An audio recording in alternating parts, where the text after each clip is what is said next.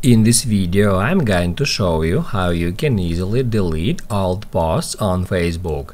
Be sure to watch the video to the very end so you don't make any mistakes, and of course do not forget to like this video and subscribe to my channel. Thanks guys. So let's get started, and first off, open up Facebook app and then go to your profile. Then tap at that button and select Activity Log.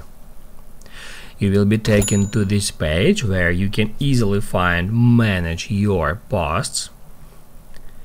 If we get into it, it will show us all our Facebook posts in chronological order, so we can just scroll down to see our old posts, and once we find one we would like to delete, we can just tap at three dots next to it and then tap at Move to Trash.